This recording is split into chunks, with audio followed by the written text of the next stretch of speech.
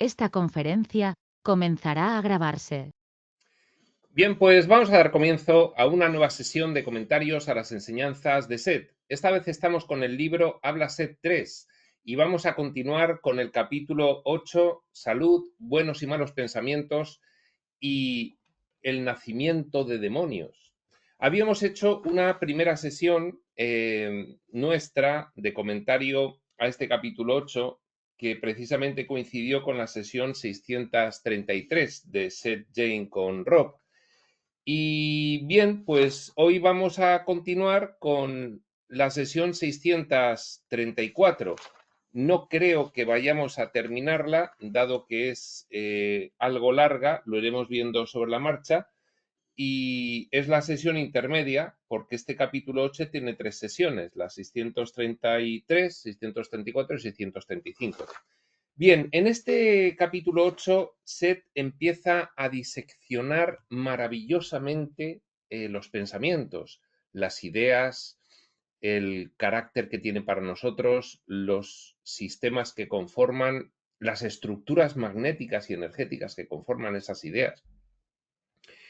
Y bueno, pues lo hace de una forma tan extraordinaria que casi constituye un tratado sobre la manifestación, em, el cómo nuestros sistemas de creencias afectan a nuestra realidad y muy concretamente a nuestra salud. Así se titula el capítulo: Salud, buenos y malos pensamientos y el nacimiento de demonios. ¿Cuándo nacen los demonios? Cuando no permitimos que los pensamientos se desarrollen, sean cuales sean, y generamos un almacén de agresividad no manifestada que en algún momento estalla.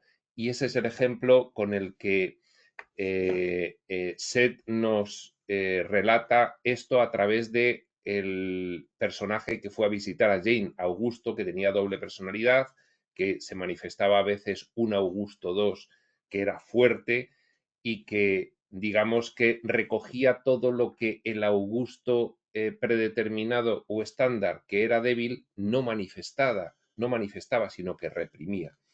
Bueno, sin más preámbulo, vamos a comenzar entonces esta sesión 634 de Seth Jane con Rob, segunda parte de nuestra sesión de comentario a este capítulo. Y dice así: cada persona tiene una definición ligeramente distinta de las emociones negativas. Una persona puede considerar agradables y divertidos los pensamientos sexualmente estimulantes, mientras que para otra sean impuros, malos, insanos o desfavorables en algún sentido. De esto luego nos hablará mucho Dios en Conversaciones con Dios en el libro segundo, mucho y con mucho detalle. Y realmente pues es muy interesante ver cómo finalmente pues ambos textos espirituales apuntan a lo mismo, ¿no? Visto desde diferentes perspectivas, ¿no? El gran perjuicio que nos genera la represión para la salud, ¿no? De una forma o de otra. Algunas personas se imaginan con facilidad en una pelea en la que derrotan sin piedad al demonio de su adversario. Los mismos pensamientos quizá provoquen en otro hombre un intenso terror y profundos sentimientos de culpa. Pero este mismo hombre, que en condiciones normales no tendría fantasías de esta naturaleza, quizás en tiempos de guerra se imagine matando al enemigo con un intenso sentimiento de felicidad y rectitud. ¿Qué nos está diciendo Seth con todo esto? Que cada persona percibe e interpreta lo que percibe de forma diferente, aplicándole un filtro diferente, dado que interpreta lo que percibe conforme a un sistema de ideas completamente propio y a unos matices que no se vuelven a repetir. Cada persona es distinta. Lo que a menudo se olvida, continúa Seth, es la naturaleza real de la agresividad, que en su sentido más puro significa acción enérgica. Nosotros hemos asociado en nuestro vocablo la agresividad con la violencia. Cuando decimos es muy agresivo, nos estamos connotando, estamos intentando hacer ver que estamos pensando en una agresividad violenta. Y de hecho, bueno, pues cualquier actitud agresiva ahora mismo es muy posible que se denomine oficialmente una violencia de cualquier tipo. De hecho, pues ahora mismo en los sistemas oficialistas que siguen algunas agendas de números muy conocidos, pues se ha dado en crear todo un sistema en el cual todos son violencias de algún tipo. Y lo que está diciendo Seth precisamente es, no, no es así. La agresividad no es violencia necesariamente. La violencia es una acción física. La agresividad es una acción energética, energética, que se puede poner en juego sin violencia física de ningún tipo. No obstante, por alguna razón, ahora mismo interesa que no haya agresividad ninguna, que no haya acciones energéticas, y para eso se las califica a todas de violencias, de manera que, bueno, pues se consigue que todo el mundo considere que cualquier manifestación energética sea incorrecta y se quede siempre muy apaciguado y muy sumiso. Bueno, pues eso es una posible interpretación de lo que ocurre ahora. Ya en los 70 Seth avisaba.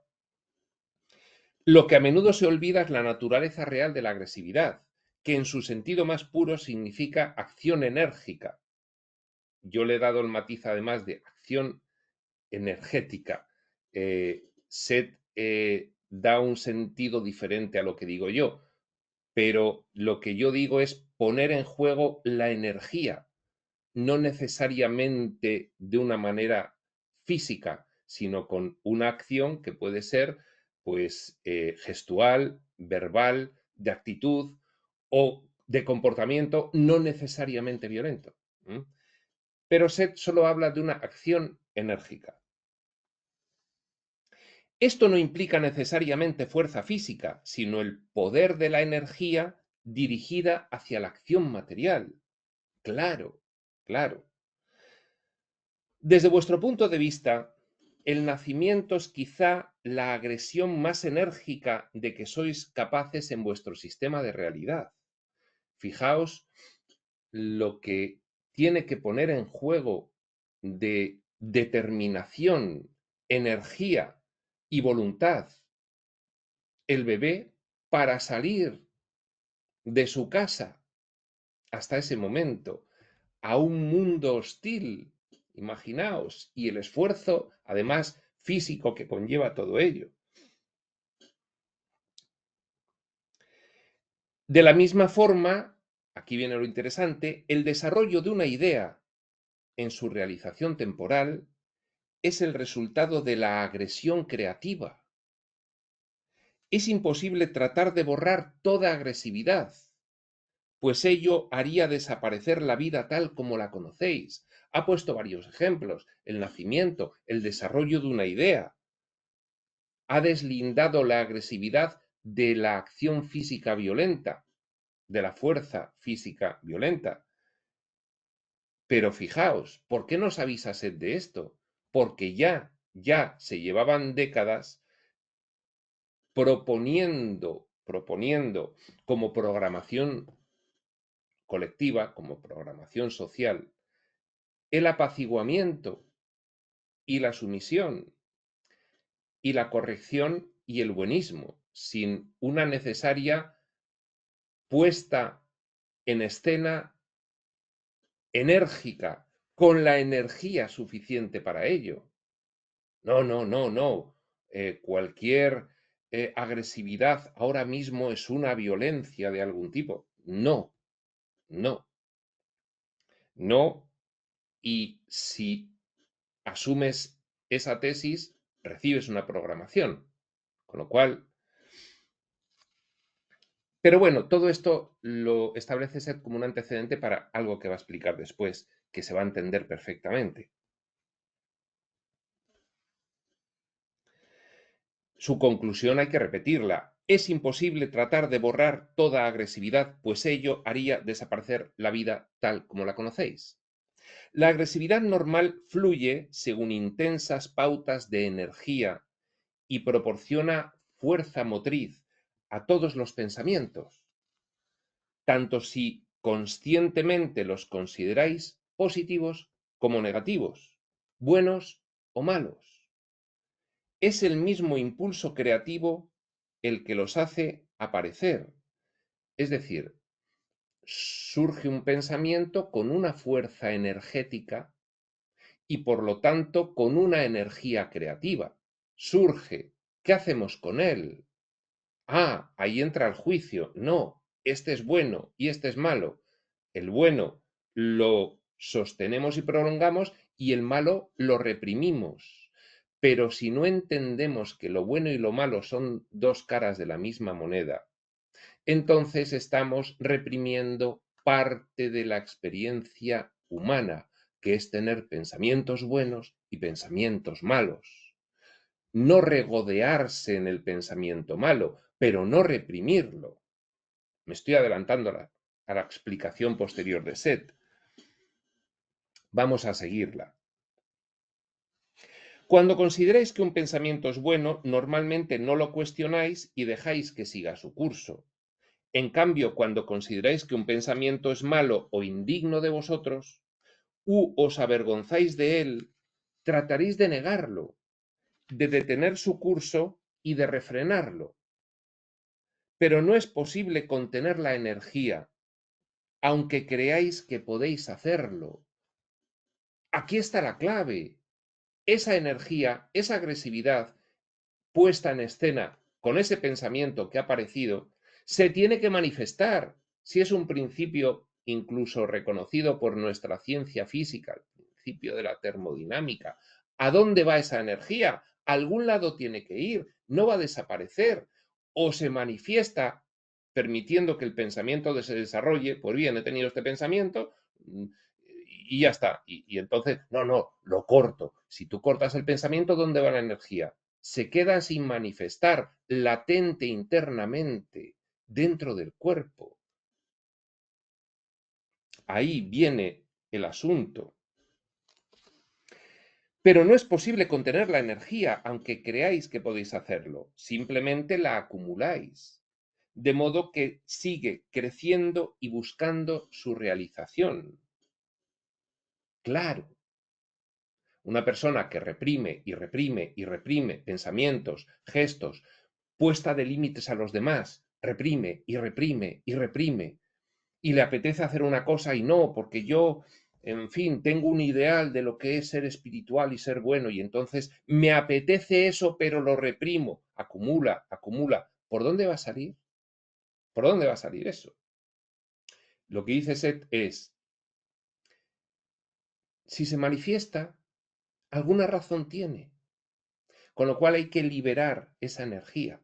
No puedes reprimirla y almacenarla porque luego estalla por otro sitio, estalla por algún lado.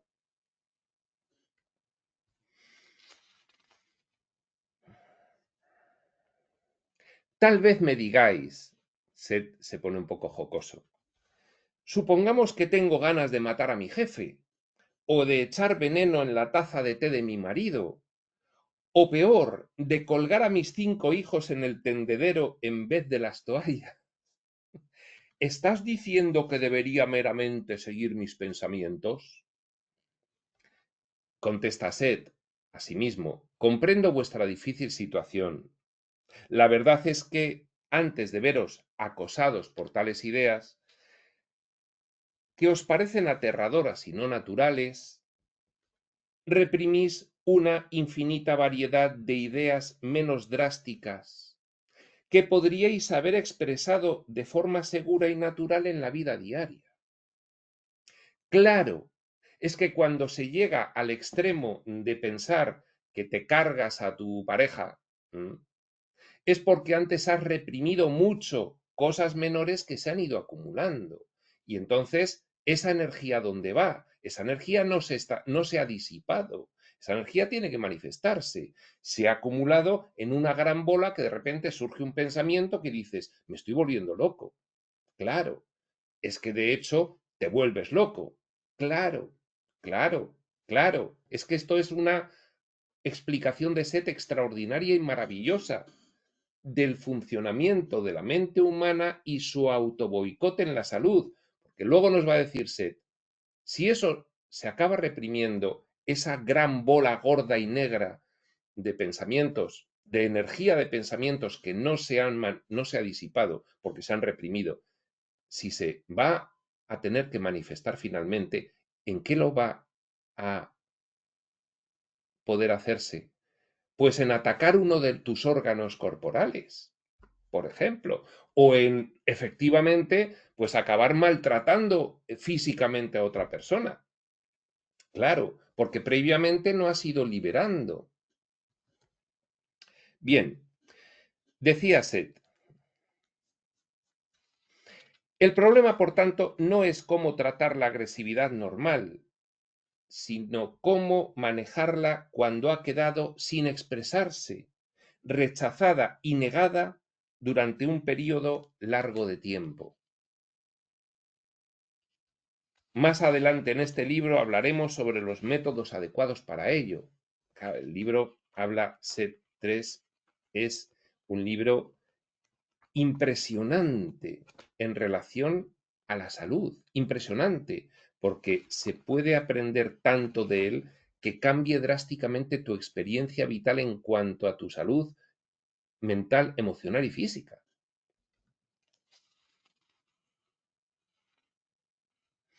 Aquí simplemente, continúa Seth, quiero señalar la diferencia entre la agresividad natural saludable y el surgimiento explosivo y distorsionado de la agresión como una explosión de energía reprimida previamente. Cada uno de vosotros tiene que descubrir por sí mismo esas zonas en las que reprime enérgicamente, energéticamente, también se puede decir, sus pensamientos. No, no, esto no lo quiero pensar. No, no, esto no lo quiero pensar. Uy, uy, qué pensamiento negativo. No, no, fuera, fuera. Oye, ¿lo piensas? Vale, pues ya lo he pensado. No lo comparto, pero lo he pensado y he permitido que esa energía se disipe. Lo he sentido y he permitido que esa energía se disipe. Incluso cosas que me apetecían hacer, que tampoco le hacían mal a nadie, pero que a mí en mi ortodoxia actual me parecía que no era el camino adecuado a no sé qué, las he realizado y he disipado esa energía. Y he sido honesto conmigo mismo. Vaya, es que me apetecía. Es que, en fin, pues no estaré donde pensaba que iba a estar, en esa elevación en la que ya no me iban a apetecer estas cosas, pero es que me ha apetecido y no lo puedo negar y no puedo volverme deshonesto conmigo mismo y no puedo negar, lo más importante, una expresión vital de mi experiencia humana que surge, entiéndase bien, eh, inocua. Cuando surgen estas expresiones que generan, manifestándose, un daño a los demás, es porque ha habido un largo periodo previo de represión de expresiones inocuas, que por las razones que fuesen, pues tú has considerado que no eran apropiadas o correctas y que, en fin, yo tengo que... ¿Pero te apetecía? Sí, me apetecía. ¿Y era inocua? Sí, sí.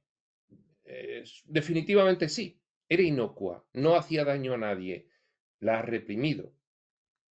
Ahí está después el almacén de todo eso, que a ver qué vas a hacer con ello.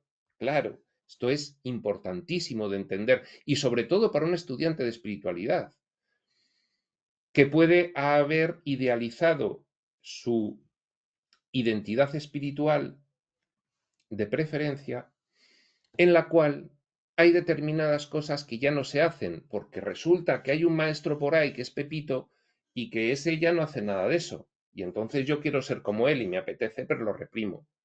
¿Es inocuo? Sí, estás generando almacén. ¿Y qué ocurre cuando se genera almacén? Hay otra forma de decirlo. Se está generando karma. Cuidado, cuidado, cuidado, cuidado, que hablamos de palabras mayores. Bien, pues sigue diciendo Set. Sigue diciendo Set. Cada uno de vosotros tiene que descubrir por sí mismo, repetimos, esas zonas en las que reprime enérgicamente, energéticamente también, sus pensamientos, ya que allí habrá muchas retenciones de energía. De todo ello hablaremos en una sesión posterior. Por ahora, consideremos esta energía retenida. Tu pequeño almacén de alquitrán o de lodo ahí que llevas, o de mierda, podríamos decir ya directamente, si hay que decir algo definitivo. Por ahora consideremos esta energía retenida. Conscientemente, la mayor parte de las personas la temen. Entre paréntesis, si la reprimieron es porque no la consideraban buena. Claro. Entonces, esa energía que sigue ahí pendiente de manifestación no se ha disipado, está almacenada en forma de lodo, por no decir algo peor, tú le tienes miedo, con lo cual la sacas de tu conciencia y la dejas ahí un poco detrás, no quieres ni pensar en ello. Uf, esas cosas yo ya no quiero ni pensarlas, entonces no quiero ni pensar en esas cosas, con lo cual la mera existencia de ese pensamiento reprimido, su mera existencia también lo reprimo.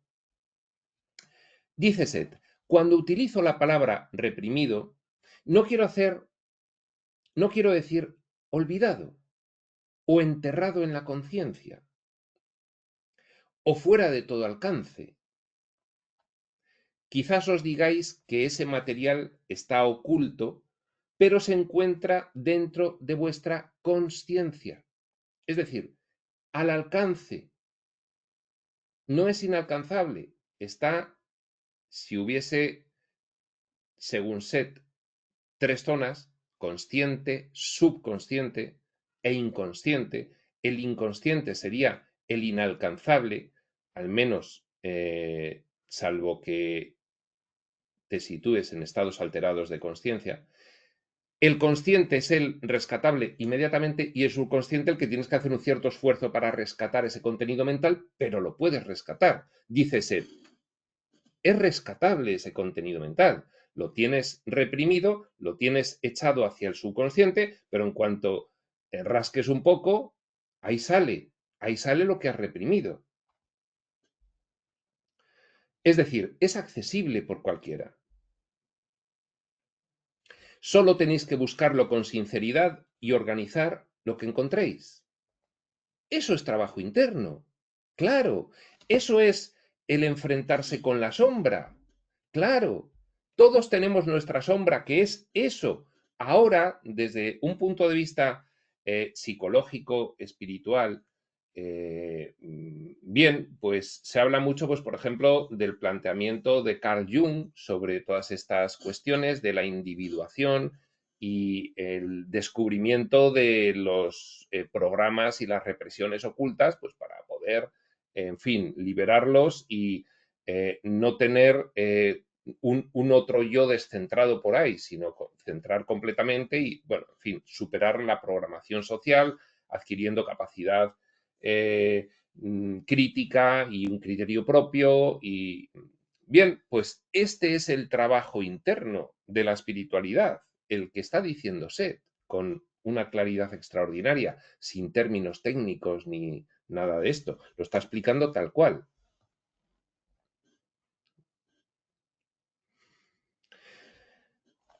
Es muy fácil ver y no ver esta información al mismo tiempo, avisa Seth.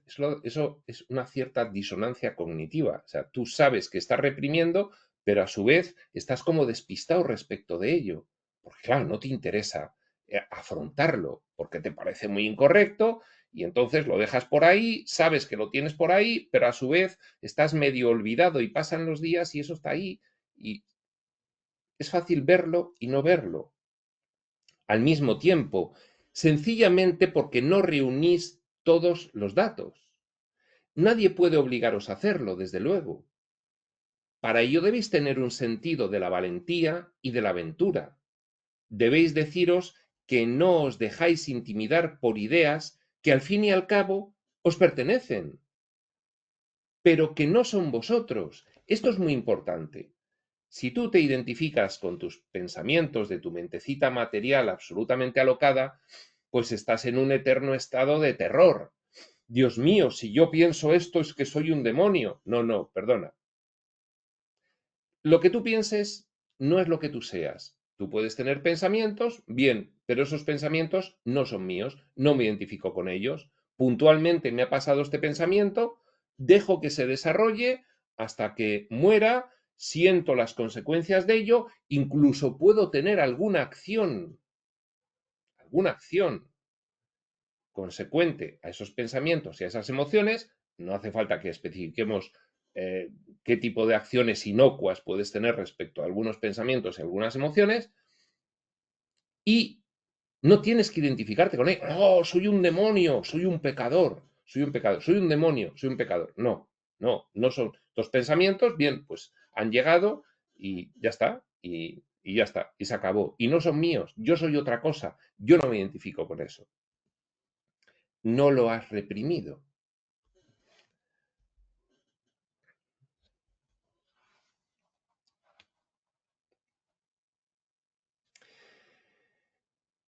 Repetimos, debéis tener un sentido de la valentía y de la aventura. Audacia. Debéis deciros que no os dejáis intimidar por ideas que al fin y al cabo os pertenecen, pero que no sois eso.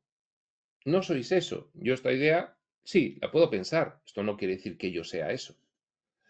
Pues bien, a menudo se dice que el hombre cree en los demonios porque cree en los dioses, continúa Seth. La verdad es que el hombre empezó a creer en los demonios cuando empezó a sentirse culpable. La culpa afloró junto con el nacimiento de la compasión. Esto hila perfectamente con lo anterior. Tengo uno de esos pensamientos y ya voy agarrando el flagelo para empezar a fustigarme de culpabilidad. Vamos a ver, que yo no soy eso. Es un pensamiento que me ha venido. Bien, vale, pues ya está el pensamiento, ya está tenido, ya está la emoción sentida, y si acaso puede ser que siendo inocua alguna acción consecuente. Vale, pues ya está, se acabó, ya está. Con naturalidad, yo no soy eso, no me identifico, fuera. Pero no, agarramos el flagelo y entonces, bueno, pues ahí se produce una dicotomía, porque hay pensamientos que surgen porque realmente, bueno, pues son completamente esporádicos y se tienen y ya está. Pero sin embargo hay otros pensamientos que surgen más compulsivamente cuanto más se reprimen. Y entonces, si la manifestación inicial de ese pensamiento te lleva a algo inocuo y ha surgido y se hace y se acabó. Pero si tú estás reprimiendo, la compulsividad va agrandando la magnitud de la eventual manifestación. Cada vez el pensamiento eh, es más magnífico en cuanto a su manifestación posible, la culpa es mayor, la represión conlleva un desgaste energético extraordinario y además que no disipas esa energía que se va acumulando, y como es algo que realmente tienes que afrontar de alguna manera, pues cada vez hay una compulsividad a ese pensamiento mayor. Todo esto es el origen de toda patología, de toda patología, de toda, de la mental, de la emocional y de la física, como va a ir desarrollando Seth durante todo este libro. Lo está haciendo ya. Pero fijaos qué interesante es esto que va a decir, que vamos a volver a leerlo de nuevo porque va a iniciar una explicación muy interesante y de cierta complejidad. Dice, pues bien, a menudo se dice que el hombre cree en los demonios porque cree en los dioses. La verdad es que el hombre empezó a creer en los demonios cuando empezó a sentirse culpable. Vamos a explicar un poco técnicamente esto y de esa manera tenemos el esquema claro en la cabeza. Si yo me siento culpable es porque yo albergo en mí la creencia en el mal. Si yo albergo en mí la creencia en el mal, creo que el mal existe y que se manifiesta, yo no puedo sustraerme a la aplicación sobre mí mismo de esta creencia en el mal.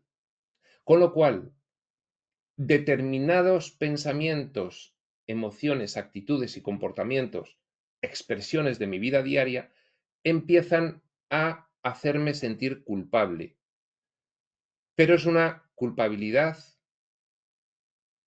fabricada. Vamos a ver ahora la diferencia entre la culpabilidad natural y la culpabilidad fabricada porque nos lo va a contar Seth.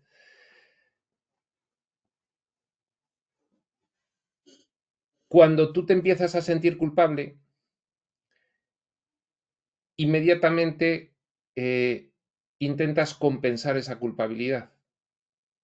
Y la compensación de la culpabilidad en una mentalidad como la humana, con un sistema de pensamiento como el del ego, se suele generar con el juicio, la condena y el castigo.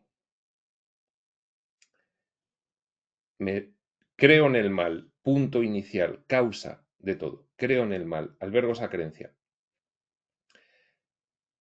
2. Consecuencia, no puedo excluirme a mí mismo de la maldad. Me aplico el concepto de maldad a mí mismo. 3. Me siento culpable. 4. Soy malo. Me juzgo. 5. Intento compensarlo. Merezco castigo. La pena purificadora.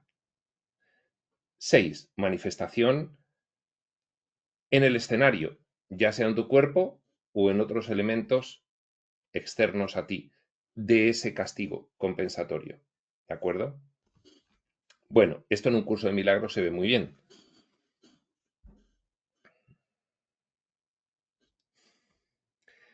La culpa afloró junto con el nacimiento de la compasión.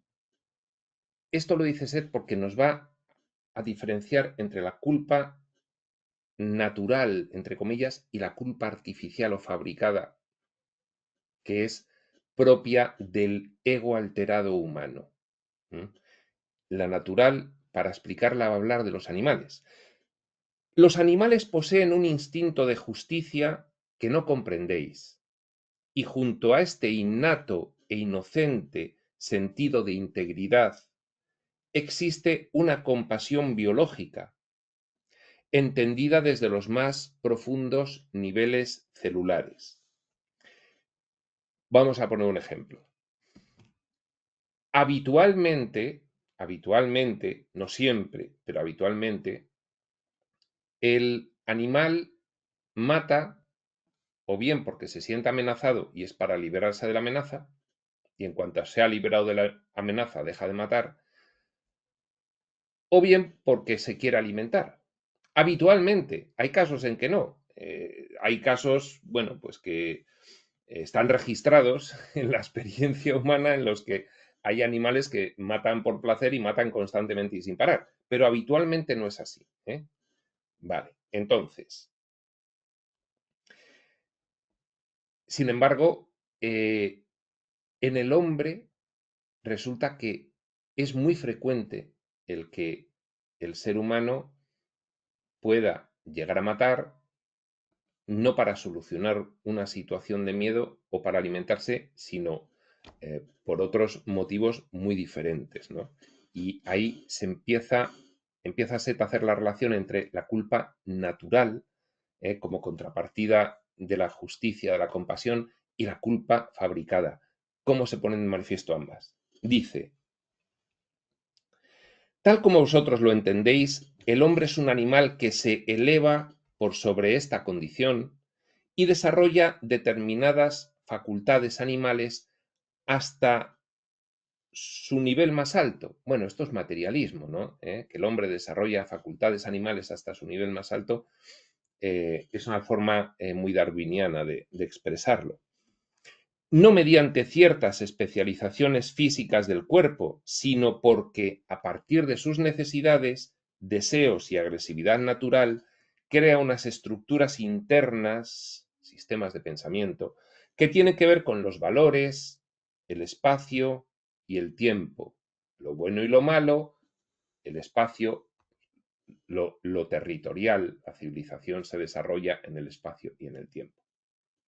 En diversos grados, toda criatura posee este mismo impulso. Dicha labor supone que el hombre debe escapar de los aspectos autorreguladores y precisos del instinto. Es decir, cuando la conciencia supera la octava animal y pasa a la octava humana, digamos que eso tiene ventajas y tiene inconvenientes, ¿eh? Tiene inconvenientes. Y es que el incremento de la intelectualidad, hasta que la intelectualidad mayor se logra comprender, está desbocada. La, un ejemplo de ello es la mentecita, como decía Eckhart Tolle, esa mentecita parloteante que es imposible pararla y que siempre está con tonterías y con sus obsesiones. Y pues el pasar de una intelectualidad nivel animal a una intelectualidad nivel humano conlleva ventajas lógicas, eres más inteligente que el resto de los animales, pero conlleva inconvenientes. Y es que hasta que aprendes a manejar esa herramienta que es la mayor intelectualidad, puedes utilizarla muchas veces en prejuicio de ti mismo. Es como si empiezas a manejar pues un arma y mientras aprendes a manejarla, pues te causas a ti más heridas de lo que te sirve ese arma para defenderte de nadie. Pues eso es la intelectualidad.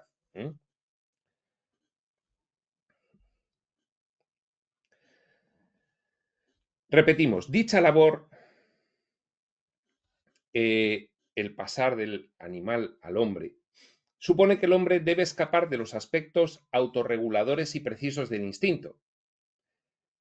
El animal, cuando tiene ganas de comer, no puede evitarlo y tiene que ir a comer. Y cuando tiene ganas de reproducirse, cuando siente la llamada de la reproducción, no puede evitarlo y tiene que ir a reproducirse. Estos son los aspectos autorreguladores y precisos del instinto. El hombre debe escapar de ello, debe desautomatizarse en ese sentido. Dice Seth, estos aspectos autorreguladores y precisos del instinto que el humano, desanimalizándose, tiene que abandonar, son seguros pero limitadores. Son seguros, ¿por qué? Porque un animal no tiene que pensar. El instinto le dice lo que tiene que hacer. Es seguro, pero es limitador, porque al no poder elegir, pues su experiencia vital es muy limitada, no tiene libre albedrío. El humano pasa del instinto seguro pero limitador a un libre albedrío que es un factor enorme de riesgo, porque hasta que aprende a utilizar su más alta intelectualidad, puede dañarse a sí mismo y a los que le rodean. Bien, eso es la historia de la humanidad, vamos, sin ir más lejos. El nacimiento de la mente consciente, pasas de lo animal a lo humano y adquieres conciencia de autorreferencia. El nacimiento de la mente consciente, tal como la entendéis, requiere que la especie asuma el libre albedrío. Espérate, que ahora puedes elegir. A ver qué vas a elegir. En tu experiencia de perro, no elegías demasiado. Hambre, hambre. Ganas de reproducirme, voy para allá. Sueño, me caigo aquí mismo, dormido. Pero no tenías posibilidad de equivocación. ¿Mm? Ahora, a ver qué decides. A ver por qué dejas de comer, o por qué dejas de dormir, o por qué dejas de reproducirte. A ver por qué.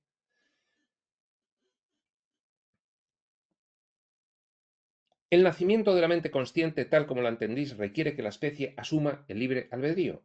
Procesos innatos que resultaban perfectamente suficientes, el instinto autorregulaba, tuvieron que ser reemplazados y se convirtieron en sugestiones en vez de normas. Ahora podría comer o no, ahora podría reproducirme o no, ahora podría dormir o no. El cuerpo me lo está pidiendo, pero puedo no hacerle caso. El cuerpo me lo sugiere, no me lo impone. La experiencia me lo sugiere, no me lo impone. Estaba yo materializándolo en el cuerpo. La experiencia me sugiere esto, pero no me lo impone. Cuando era un animal, la experiencia de animal me imponía esto. Ahora puedo elegir. La compasión ascendió desde la estructura biológica a la realidad emocional. Yo antes tenía hambre y era un depredador y mataba un animal y no mataba a más, porque era para saciar mi hambre y ya está. Ya no mato a más. Estructura biológica. Pero cuando ya no te impones matar para comer biológicamente, sino que es una sugestión y puedes elegir, eso pasa de la estructura biológica a la emocional. Y entonces puedes actuar en función de lo que sientas. Tengo mucha hambre, pero me da pena matar a ese animal. Es que eso nos pasa ahora mismo a los humanos. Me apetece muchísimo comer esto, pero eso implica, en fin, pues un maltrato animal y entonces lo dejo de hacer. ¿Mm?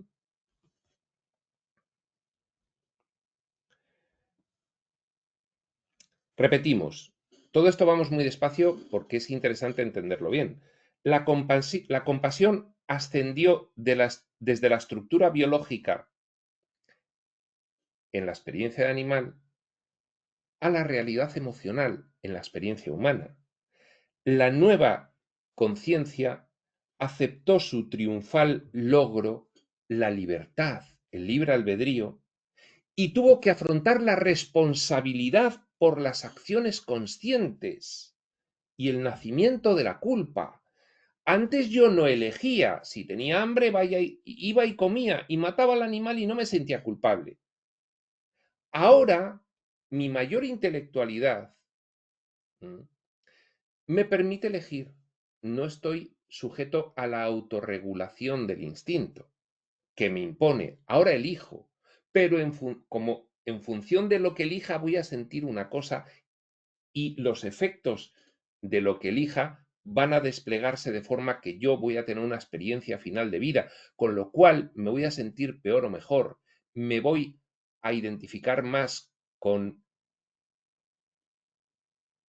esas elecciones, esos valores o no.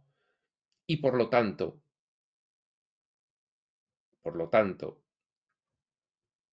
tengo una responsabilidad al elegir.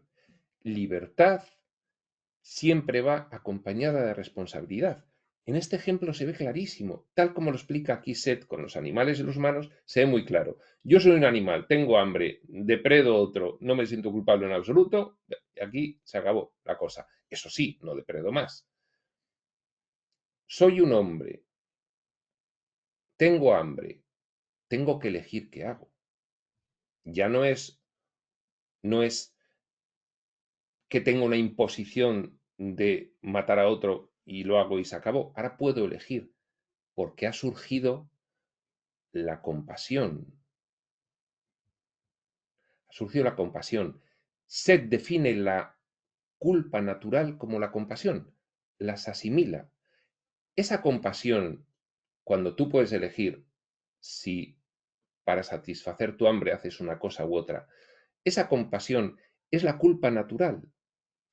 Es el mecanismo que nos hemos dado en estas experiencias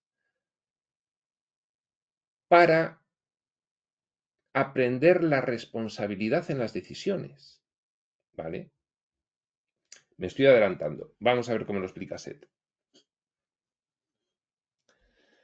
La compasión ascendió desde la estructura biológica a la realidad emocional. Repito, la nueva conciencia aceptó su triunfal logro, la libertad de elegir, y tuvo que afrontar la responsabilidad por las acciones conscientes. ¿Qué elijo? ¿Qué elijo? Porque aquello que elija me va a generar una sensación que antes como animal no me ocurría. Y ahora puedo elegir, pero en función de lo que elija, me voy a sentir de una manera. No va a ser inocuo.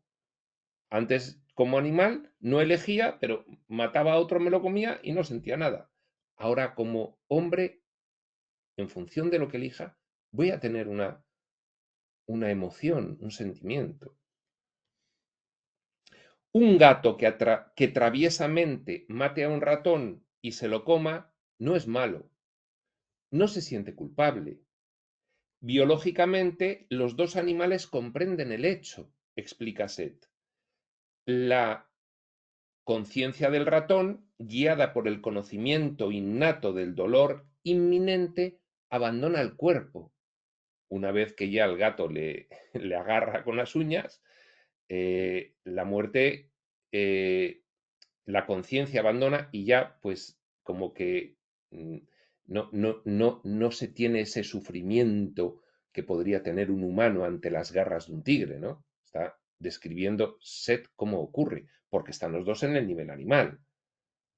Entonces un gato le echa las garras a un ratón y dice Seth, pues hay un mecanismo y es que la conciencia rápidamente sale del ratón y luego ya la parte de la conciencia que sostiene la animalidad, pues claro, ya con la ruptura de las estructuras biológicas del ratón por las uñas del gato acaba muriendo. Pero si un tigre agarra a un humano, simplemente con que le clave un poquito las uñas sin hacerle nada, el humano lo que siente ante la inminente muerte, destrozado por las garras de un tigre, lo que siente es muy diferente de lo que siente el ratón. El ratón, la conciencia, lo acepta, se va, ¡pum!, se acabó. Y el humano, sin embargo, monta un drama extraordinario. Todo el tiempo que el tigre tarde en comérselo, el humano está agrediéndose a sí mismo tremendamente. Bien, la conciencia del ratón, guiada por el conocimiento innato del dolor inminente, repetimos, abandona su cuerpo. El gato aprovecha la carne caliente. El ratón mismo ha sido depredador al igual que presa de otros pequeños insectos y tal. Y ambos animales comprenden la situación de una forma muy difícil de explicar. Lo comprenden de una forma celular, porque al no tener la alta intelectualidad, los animales lo que tienen es bastante más manifestada que los humanos la conciencia celular. La conciencia, la misma que tenemos los humanos, pero los humanos al tener una conciencia superior que predomina y ensombrece a las otras, pues los animales al no tener esa conciencia superior que predomina y ensombrece a las otras como los humanos, pues ellos tienen una comprensión a nivel celular de lo que ocurre, con lo cual dice Seth, ni el gato ni el ratón se sienten demasiado mal, aceptan la situación deportivamente y aquí paz y después gloria.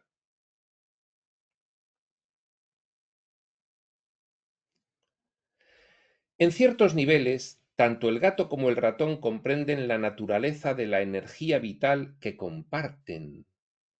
Y en este sentido, no están celosos de su propia individualidad. No es el drama de la muerte de un humano. Dios mío, lo que dejo aquí, Dios, se acaba todo, qué horror. No, el ratón y el gato, bueno, en fin, sí, ay, me duele mucho y tal, pum, se acabó. Esto no significa que no luchen por sobrevivir. Por supuesto, lo sabemos. Hemos oído peleas de gatos por ahí y es un horror. Se tiran toda la noche luchando por sobrevivir. Sí. Sino que poseen un sentido innato, inconsciente, de unidad con la naturaleza y saben que no se perderán ni desaparecerán en ella. Y sin embargo, el humano, debido a el precio que ha tenido que pagar por desarrollar una intelectualidad más rápido de lo que le ha dado tiempo a comprenderla, sin embargo, tiene una angustia extraordinaria pensando que se perderá y desaparecerá como identidad. Angustia vital. El hombre, siguiendo su propio curso, eligió salirse conscientemente de ese marco, del marco animal, salirse conscientemente del sentido innato inconsciente de unidad con la naturaleza. El hombre se salió de eso. Así pues, el nacimiento de la compasión sustituyó el conocimiento innato de los animales. Y entonces el hombre desarrolla la compasión como una herramienta adecuada a su nuevo estatus, porque se ha separado de ese conocimiento, de ese sentido innato, inconsciente de unidad con la naturaleza. Entonces necesita otra herramienta, y esa herramienta es la compasión. En su otra cara, la culpa natural. No la culpa de que te han dicho que eres malo y no, la compasión. Yo necesito, imaginaos el animal. Si el animal, después de matar a otro y comérselo y saciar su hambre, volviese a matar, no lo haría porque tiene un sentido innato de unidad con la naturaleza. Pero el hombre, al haber perdido ese sentido innato de unidad con la naturaleza, se sacia, imagínate, pues un animal lo mata, se sacia y luego, pues, simplemente por diversión o por gula, mata unos segundos, se sacia y ¿qué herramienta tiene para equilibrar ese desequilibrio natural que se ha producido? La compasión, que genera una culpa natural que le indica al humano, no tenía por qué llegar a esto. Me valía con el primer animal, ya hasta mañana. Y he matado dos, y ¿por qué? Y entonces, ¿por qué siento esto? ¿Qué es lo que siento? Imaginaos en fin, a las tribus nativas de cualquier sitio en su momento. Las tribus nativas de cualquier sitio en su momento, pues seguramente, al no haber desarrollado tanto esas consecuencias muy perniciosas de tener que aprender lo que es la intelectualidad en un medio muy densamente civilizado, sino al haber conservado sus hábitats, pues han conservado un sentido innato, no inconsciente, sino consciente de unidad con la naturaleza. Claro, claro, es la mitad del camino.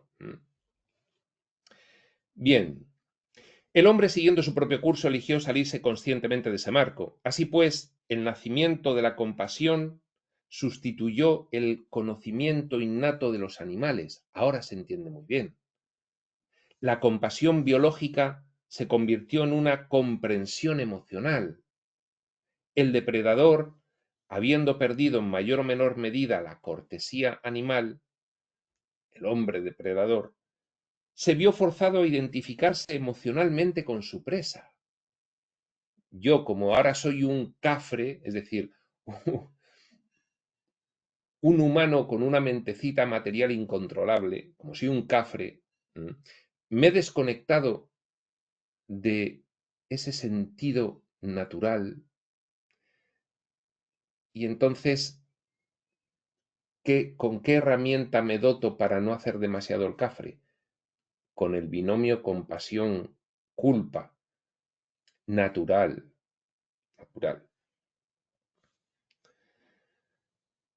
El depredador, repetimos, habiendo perdido en mayor o menor medida la cortesía animal, se vio forzado a identificarse emocionalmente con su presa. Matar es ser asesinado. El equilibrio de la vida lo sustenta todo. Debe aprender a un nivel consciente, ahora sí, porque ha desarrollado la intelectualidad y ha aparecido la consciencia, debe aprender a utilizar la intelectualidad.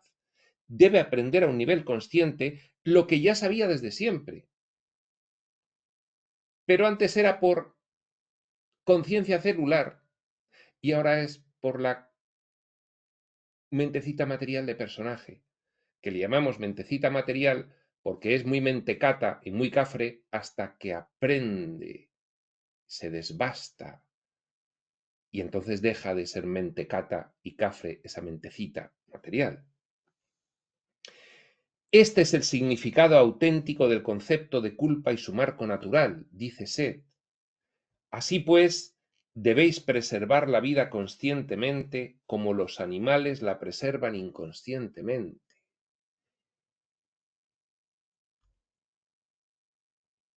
Y nosotros nos vamos a parar por tiempo en la siguiente frase que dice, ahora va a hablar de la culpa artificial. Las interpretaciones y usos que se han hecho de esta idea natural de culpa han sido espantosos. La culpa natural y su concepto como compasión, como herramienta, y de ahí a la culpa artificial. Eres un cafre, no sirves para nada, eres un pecador, eres lo peor, soy lo peor, soy malísimo, etcétera, etcétera, etcétera. Bueno, bien, esto lo veremos en la siguiente sesión, porque como ya veis, lo que está contando aquí Seth no solo es interesante, sino que es tan tremendamente útil comprenderlo bien que nos vamos a detener todo lo que haga falta en que esto quede clarísimo, porque es esencial, al menos en mi opinión. Bien, pues aquí lo vamos a dejar. Continuamos en esa frase de este punto intermedio de la sesión 634. Las interpretaciones y usos que se han hecho de esta idea natural de culpa han sido espantosos. Continuaremos a partir de ahí en la siguiente sesión. Esta será en otro momento. Este otro momento será cuando tenga que ser. Y hasta entonces, prospector.